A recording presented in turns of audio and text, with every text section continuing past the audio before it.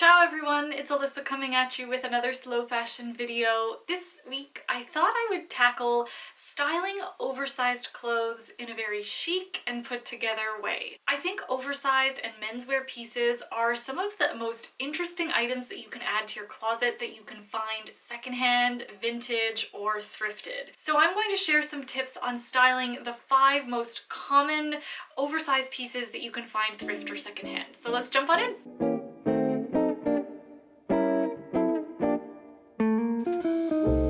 Oversized button-down shirts have to be some of my personal closet all-time favorites.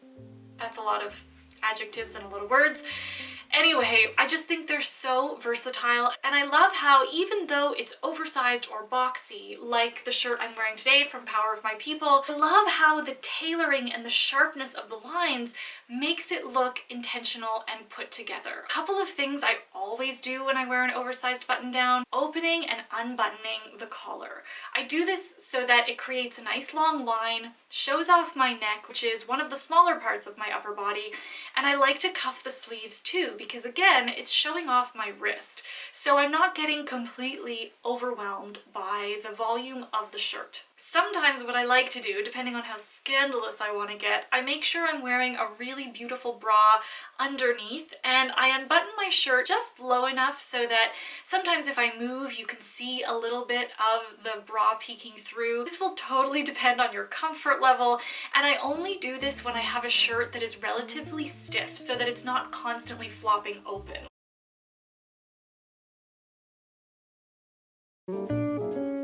I also like to pair an oversized button down with a bottom or pant that is still relatively tapered and fitted. This really allows that proportion difference to shine. However, I think it's extra important that whatever bottoms you are wearing are stiff enough to hold the fabric in and not bulge so much if you plan on tucking your shirt in all the way. I enjoy tucking my button down all the way into my pants, and while this can seem uncomfortable because there's a lot of fabric, a little trick is if you leave the bottom buttons separate and undone, and then you tuck one side of the shirt into one pant leg and the other side of the shirt into the other.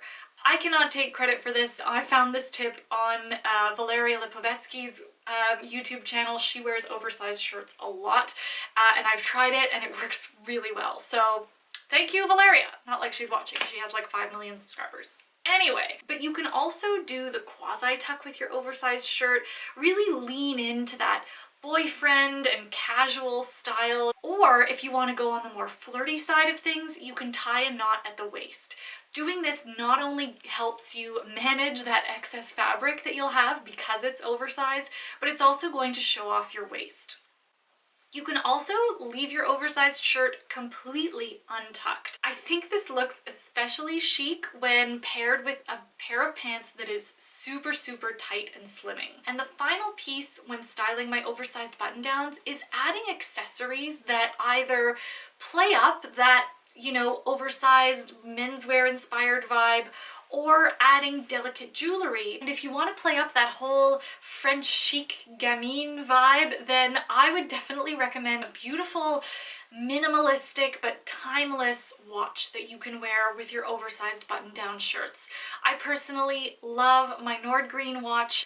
I've spoken about Nordgreen before on the channel because I really love their watches, and I'm very happy to be partnering with them for this portion of the video because I love the chic Scandinavian design that seems to go with everything. But what I really love is that they've partnered with 3 NGOs in the fields of health, education, and environment, and then you as the consumer get to choose which NGO you'd like to support when you purchase one of their watches. They've also started to offset their carbon footprint, which is great. And very kindly, Nordgreen is offering a discount code, so I will leave that in the description box below. You'll get 20% off the first 3 days after this video and 15% anytime after that.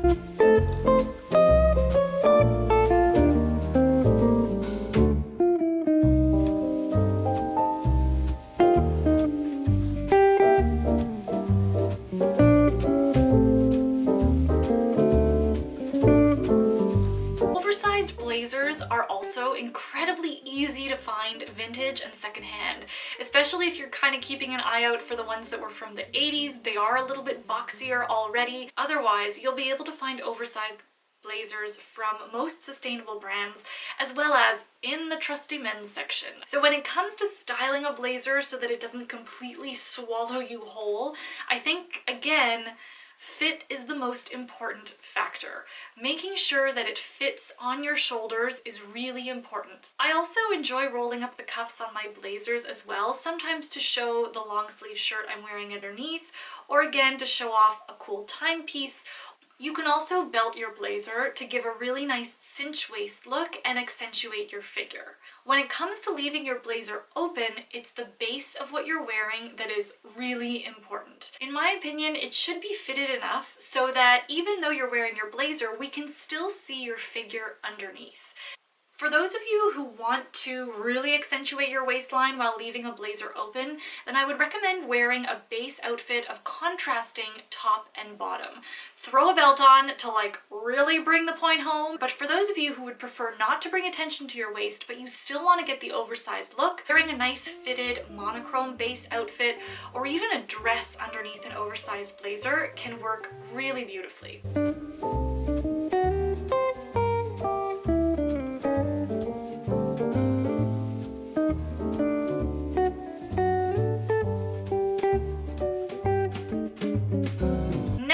Are sweaters, and while it is so easy to just throw on a giant oversized sweater and leave the sleeves hanging way over your hands so that you can like turn yourself into one of those outdoor car salesman giant moving things, I think that is just not practical. So what I tend to do is always roll my cuffs, again for the purpose of showing off some interesting accessory and jewelry, as well as the slender part of my wrist, but to be honest, it's mostly so that I can just function as a normal human. Much like the blazer, you can belt your oversized sweater, but another fun trick is tucking it into the bottom of your bra to leave it a little bit more cropped but loose. So this will be able to show off whatever you're wearing on the bottom and still give you a relatively defined waist depending on how high you crop it. Want to wear your sweater completely untucked? Then I would go the same route as with an oversized button down. Wear something very tapered, very slimming on the bottom. The other great piece about oversized sweaters is that they are awesome for layering. In fact, they are awesome for layering two oversized pieces of clothing. For example, your button down with your oversized sweater.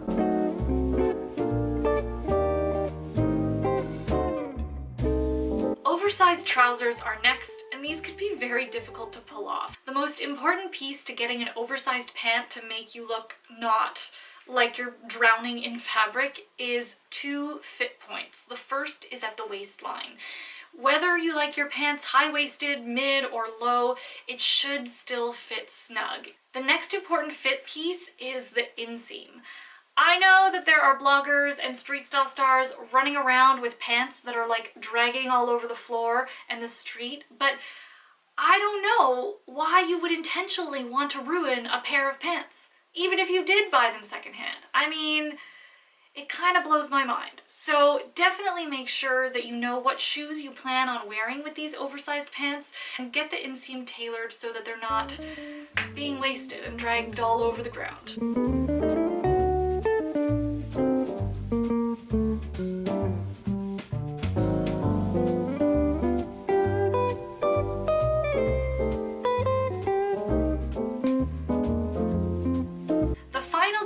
Is a t-shirt. These are so easy and so versatile to style. You can even wear them in the winter as oversized, especially because they've got that extra volume, so you can layer a whole bunch of things underneath if you like. However, the way I like to style my t-shirts when they're oversized are with a little bit of a cuff at the sleeve. I find this makes the whole thing look a little bit more intentional. I also really like knotting them at the waist to show off my figure, but you can also tuck it completely in for a more preppy look. So that is what I have for you today. I hope you enjoyed this video. Thank you so much for watching. Give this video a thumbs up if you liked it, or if you learned something new, hit subscribe if you haven't already, and I will be back with another slow fashion video. Thank you so much for watching. Ciao!